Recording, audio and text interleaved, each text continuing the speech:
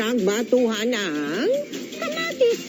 Yan ang kanilang taunang War of the Tomato. Hala, sige, sa pagbabatuhan ng kamatis, 100 tonelada ng kamatis ang ginamit na sinupply ng mga taga roon para ibida ang kanilang produkto. Sa taya ng mga organizer, aabot sa 15,000 ang mga nakibahagi sa batuhan at kasiyahan na ginagawa na rin sa ibang bansa gaya ng Colombia, Costa Rica at Amerika.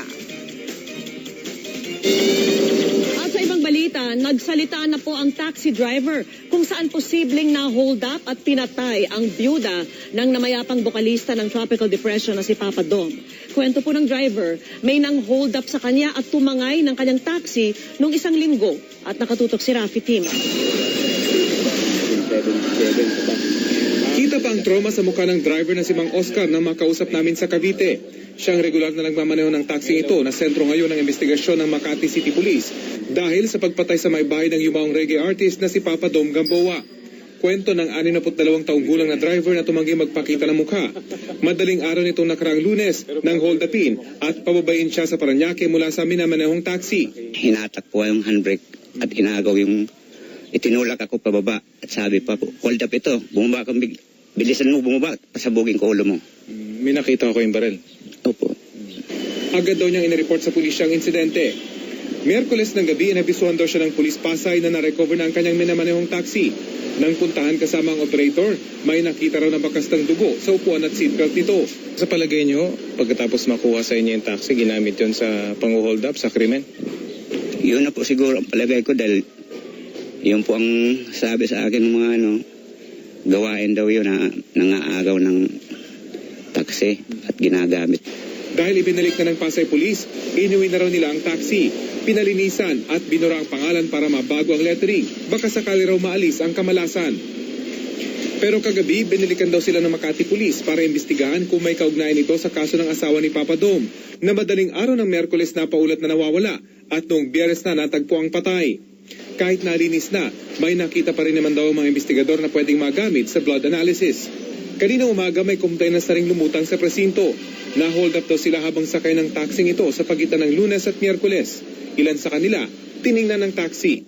Si Mang Oscar, tutulong din daw para makilalang ng hold up at ng agaw sa minamanehon niyang taxi.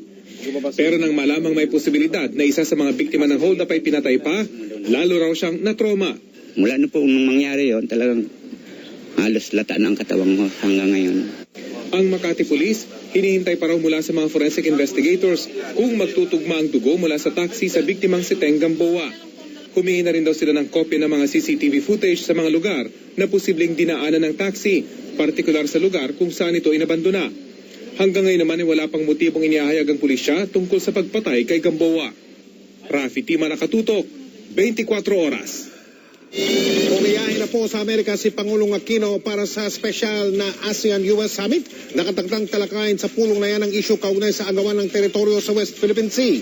Nakatutok si Leia Alvis. Tumulak na si Pangulong Noynoy Aquino kanina pa Amerika para sa 2 araw na special ASEAN-US Summit na gaganapin sa Sunnylands, Rancho Mirage, California.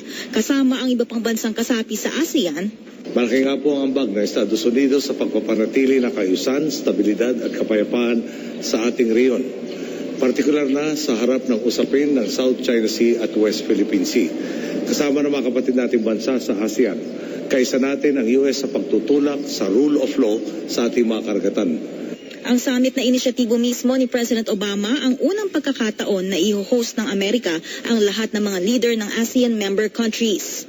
Ang ating mga advokasya sa ASEAN ay rule of law na gusto natin unang ipakita sa ating how we manage peace and stability and security in the South China Sea. So gusto nating makuha ang commitment ng Amerika na tutulungan niya tayong panatilihing tahimik at may peace, may stability and security sa lugar na ito.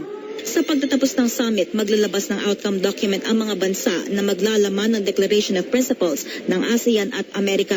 Bukod sa usapin sa maritime security at stability sa West Philippine Sea at South China Sea, pag-uusapan din ang kampanya laban sa terorismo at violent extremism. Gayon din ang pag-usulong ng entrepreneurship at innovation sa pagnenegosyo sa ASEAN Economic Community.